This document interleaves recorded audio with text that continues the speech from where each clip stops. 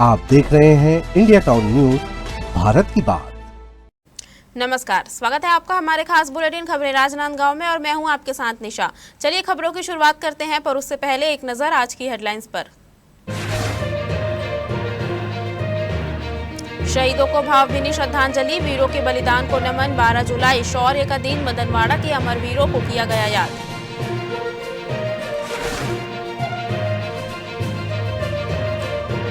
राजनांदगांव में HPV vaccination अभियान, बेटियों की सुरक्षा के लिए मुफ्त टीकाकरण पहल। सर्वाइकल कैंसर पर वार स्वास्थ्य जागरूकता की पहल।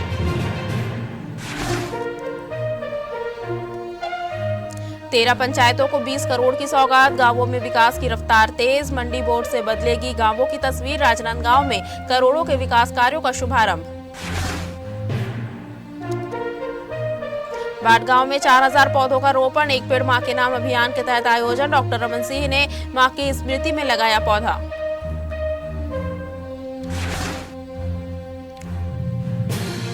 मोहारा आवासों की प्रगति, महापौर की निगरानी में। महापौर ने मोहारा आवासों का किया औचक निरीक्षण, 90 हितग्राहियों को जल्द मिलेंगे आवास। कैंसर जैसी गंभीर बीमारी के खिलाफ लड़ाई अब जागरूकता और बचाव के रास्ते पर आगे बढ़ रही है। राजनांदगांव में रविवार को एक ऐसी ही सकारात्मक पहल देखने को मिली, जहां बेटियों और महिलाओं के बेहतर स्वास्थ्य को लेकर निःशुल्क एचपीवी वैक्सीनेशन शिविर आयोजित किया गया। इस शिविर में सिर्फ टीकाकरण ही नहीं बल्कि महिलाओं और अभिभावकों को स्वास्थ्य सुरक्षा के लिए जागरूक किया गया। अग्रवाल सभा, अग्रवाल महिला मंडल और अग्रवाल नवयुवक मंडल के संयुक्त प्रयास से आयोजित इस शिविर में विशेषज्ञ चिकित्सकों की टीम ने पात्र बालिकाओं और महिलाओं को एचपीवी वैक्सीन लगाई। चिकित्सकों ने बताया कि एचपीवी संक्रमण गर्भाशय ग्रीवा कैंसर का एक बड़ा कारण बन सकता है और इस समय पर टीकाकरण इस बीमारी से बचाव में अहम भूमिका निभाता है। शिविर की खास बात यह रही कि यहाँ लोगों ने सिर्फ वैक्सीन नहीं लगवाई बल्कि अपने परिवार की बेटियों के सुरक्षित भविष्य की दिशा में एक कदम भी बढ़ाया। आयोजकों ने कहा कि महिलाओं के स्वास्थ्य को लेकर समाज में अभी भी कई भ्रांतियां हैं जिन्हें दूर करना जरूरी है। कार्यक्रम में चिकित्सकों ने एचपीवी वैक्सीन की उपयोगिता, सुरक्षा और सही समय पर टीकाकरण के महत्व की जानकारी दी। टीका लगवाया जा रहा है एचपीवी वाला, जो लड़कियों के लिए बहुत ही लाभदायक है। उनको बड़े होते तो उनको कोई ऐसे दिक्कत नहीं होती है और विश्व में उनको कोई कैंसर नामक कोई बीमारी भी नहीं हो। से सभी समुदाय, सभी सामाजिक संगठनों को सामने आकर शासन की महत्वाकांक्षी योजना जो एचपीवी टीकाकरण, ह्यूमन पेपिलोमा वायरस का टीकाकरण लगाया जा रहा है, जो कि 14 से 15 वर्ष की बालिकाओं को ही लगना है। और अग्रवाल समाज ने इसके लिए पहल की है कि समाज के माध्यम से जन जागृति की जाए और समाज के भवन में आज कार्यक्रम आयोजित किया गया है शिविर का और यहाँ पर टीकाकरण हो रहा है। प्रधानमंत्री आवास योजना के तहत मोहारा में बन रहे 232 आवासों की प्रगति अब महापौर की निगरानी में है। शनिवार को महापौर मधुसूदन यादव ने निर्माणाधीन आवास परिसर का औचक निरीक्षण कर काम की रफ्तार और गुणवत्ता का जायजा लिया। इस दौरान उन्होंने निर्माण एजेंसी को स्पष्ट निर्देश दिए कि जिन 90 परिवारों को आवास आवंटित हो चुके हैं उन्हें प्राथमिकता के आधार पर पूरी सुविधाओं के साथ तैयार कर सौंपा जाए। महापौर ने बिल्डर को 2 टूक कहा कि पहले अधूरे आवंटित मकानों को पूरा किया जाए, इसके बाद ही नए आवासों के निर्माण को आगे बढ़ाया जाए। उन्होंने कहा कि हितग्राहियों को समय पर घर मिलना निगम की प्राथमिकता है और इसमें किसी भी तरह की लापरवाही बर्दाश्त नहीं की जाएगी।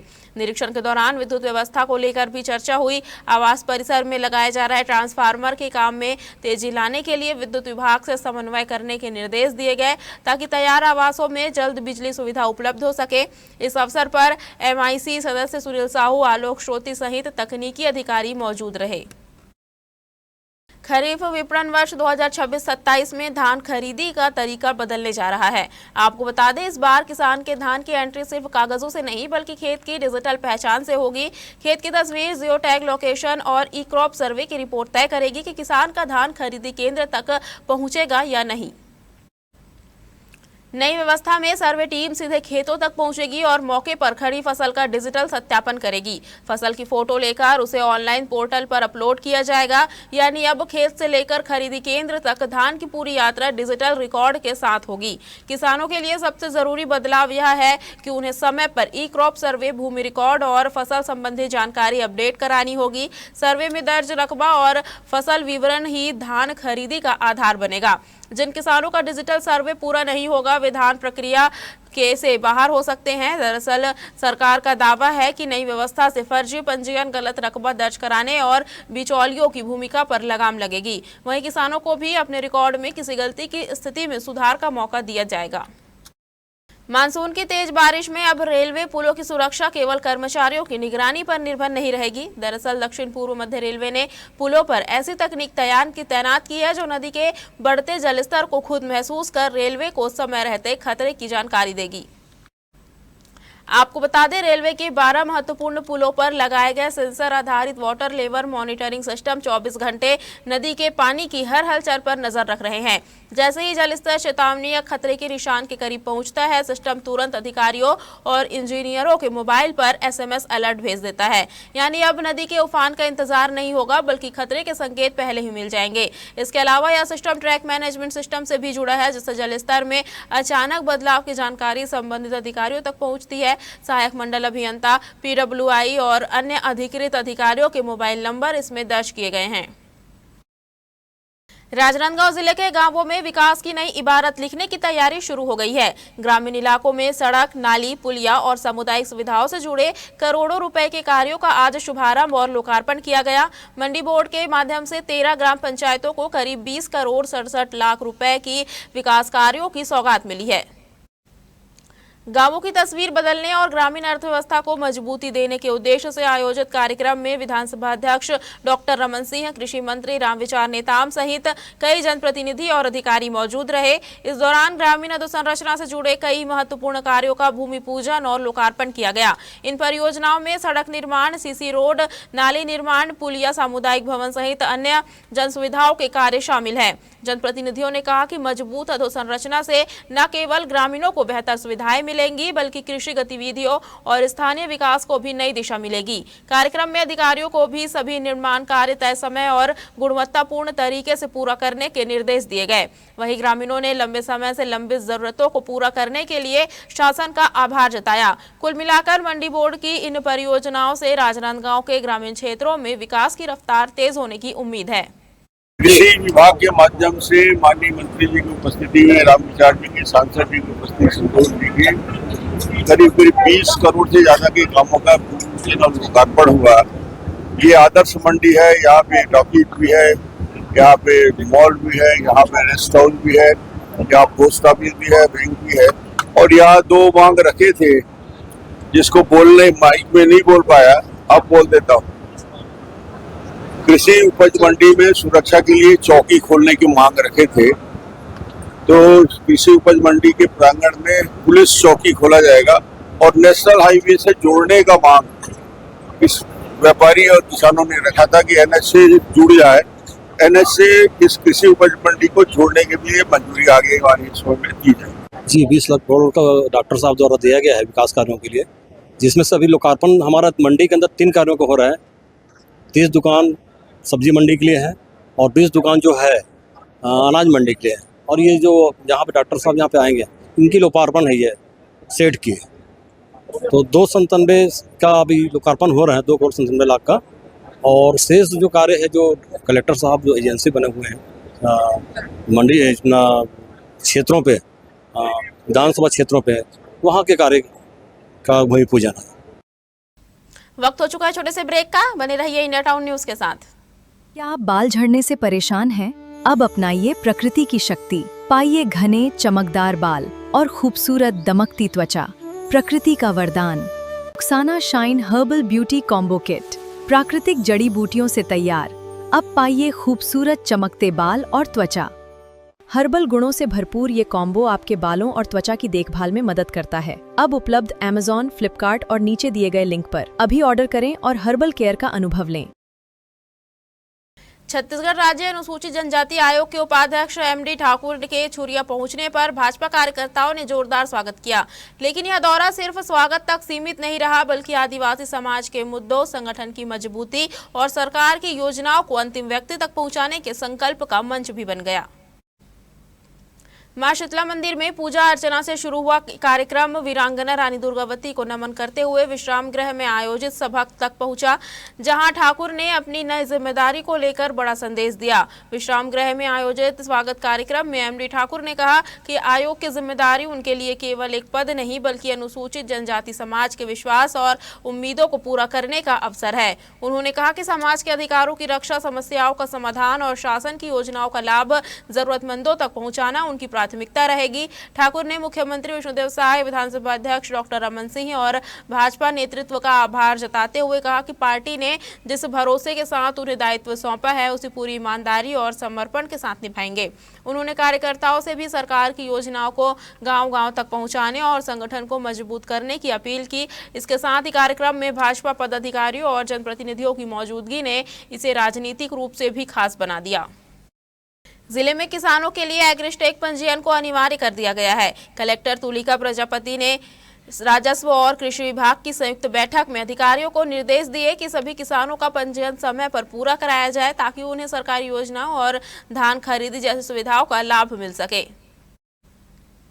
कलेक्टर ने कहा कि जिन किसानों के खातों में दर्ज खसरों का एग्रीस्टेक पंजीयन नहीं होगा, वे धान विक्रय नहीं कर पाएंगे। इसलिए किसान जल्द से जल्द अपना पंजीयन पूरा कराए। उन्होंने अधिकारियों को गांव-गांव में किसानों को जागरूक करने और पंजीयन प्रक्रिया को आसान बनाने के निर्देश दिए। इसके साथ ही किसानों से अपील की गई है कि वे अपना आधार अपडेट रखें और नया मोबाइल नंबर आधार से जरूर लिंक कराएं, ताकि पंजीयन के दौरान किसी तरह की परेशानी न आए।